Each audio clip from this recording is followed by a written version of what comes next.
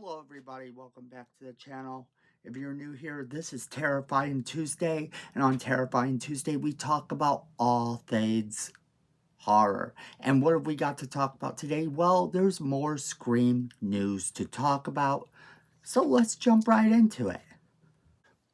So, not even 24 hours after the announcement that Jenna Ortega was never going to be a part of Scream 7, that her part in it was discussed before the strike, and that she couldn't be a part of it due to her work in the Wednesday Addams show and then also in Beetlejuice 2, people began to speculate that this is why Melissa Barrera was indeed fired. This is the thing about that we have to talk about.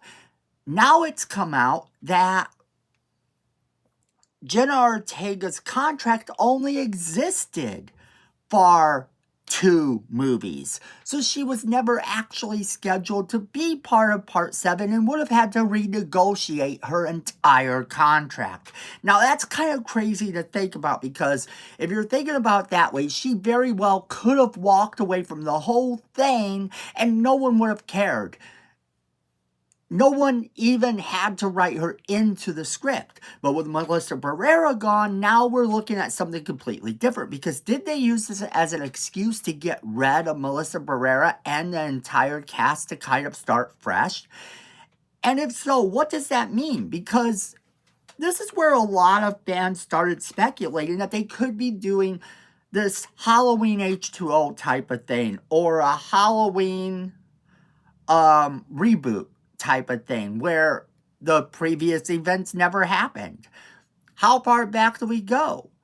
Does it take place after the events of Scream 1? Does it take place after the events of Scream 2? What about Scream 3? Well, more than likely it would be Scream 3, because of course we have our good friend, the cop, back. That's on their wish list.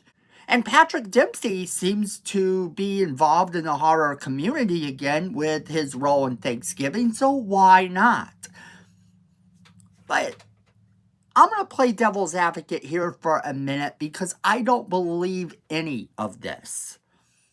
What I believe happened here is that they did indeed fire Melissa Barrera, and they already knew that Jenna Ortega wasn't going to be a part of it.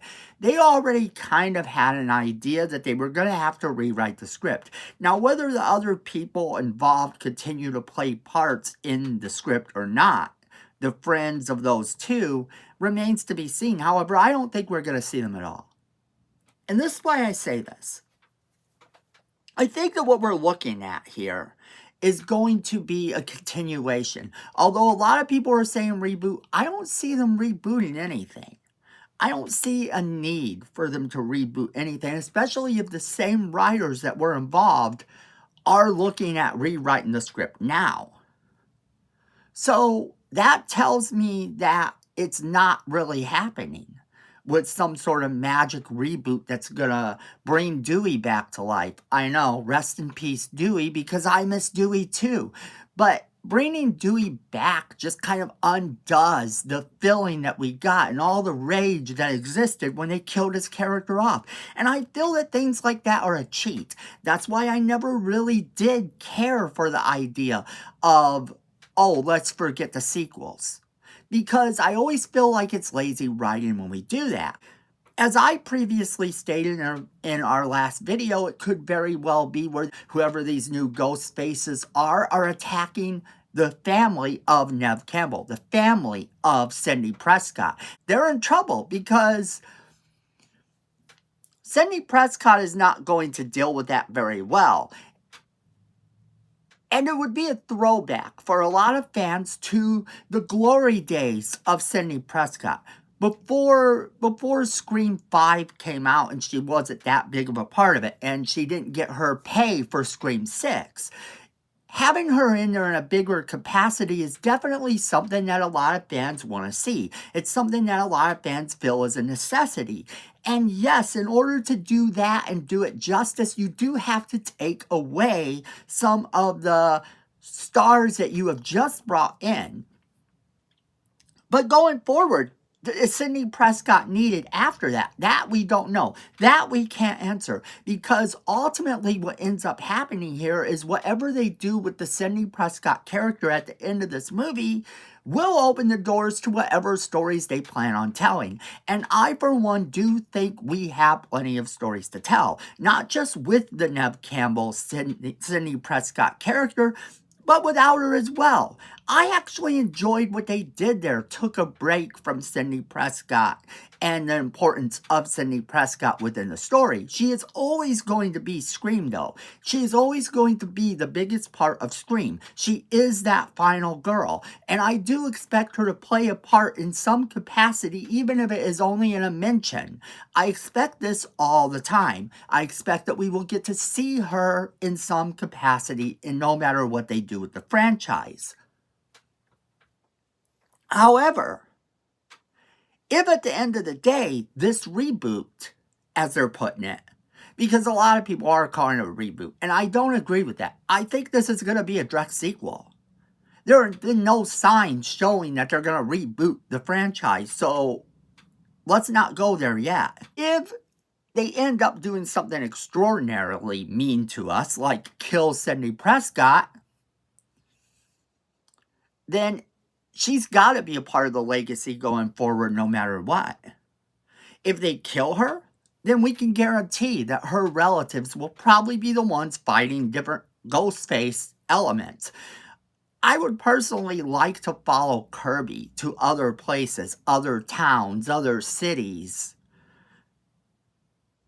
to see Kirby having to deal with ghost faces for a while. And the reason I say that is she has been exploring the option of multiple Ghostface murders across the country. This already told us that this exists, that this happens, that there is some sort of pandemic of Ghostface killers going on because they saw the Stab movies. So I would personally like to see us follow that and follow her.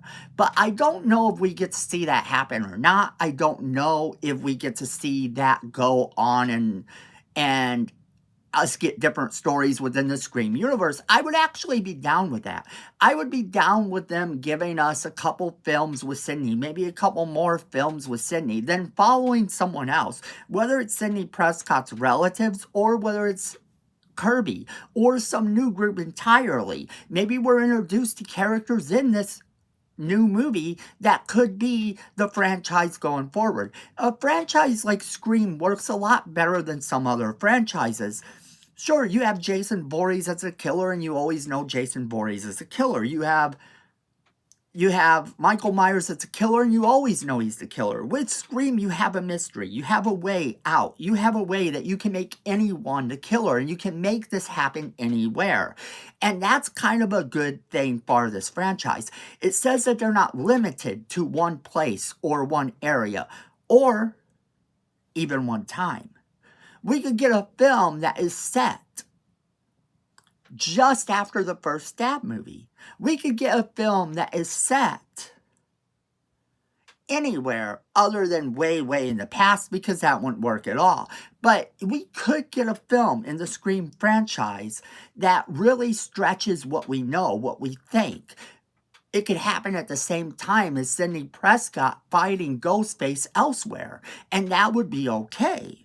The sky is the limit for what they do here because the mystery is who is Ghostface in each movie, what are their motives, and it doesn't always have to be connected to Sidney Prescott in any way, shape, or form.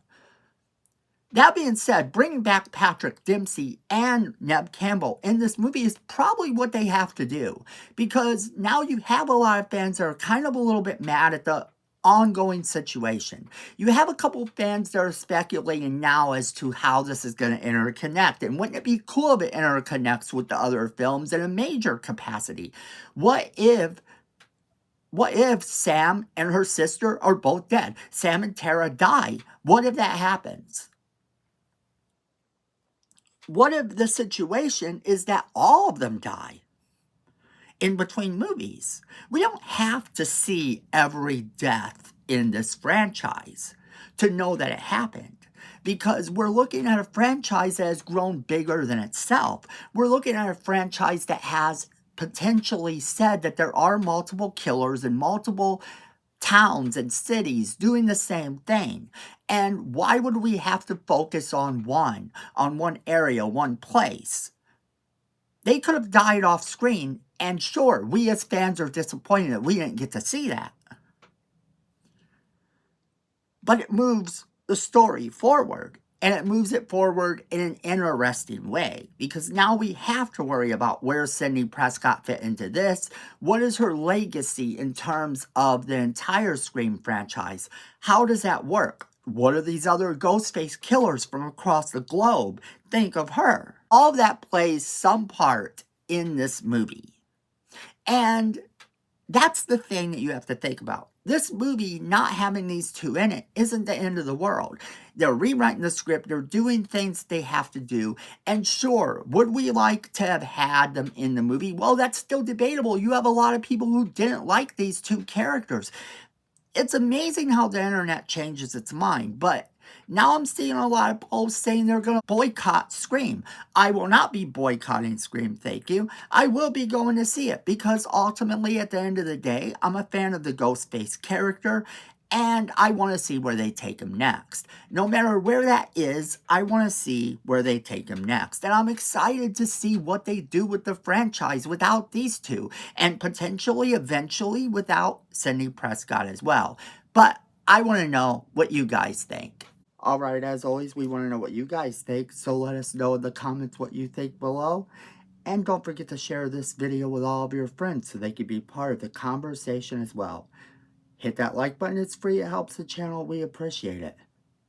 Miko says we need more subscribers, and you don't want to disappoint Miko, so go ahead and hit that subscribe button, hit that notification bell while you're down there, so you don't miss a single video we do. Friends, at the end of the day, I know it, you know it, and Miko knows it. Fandom is family.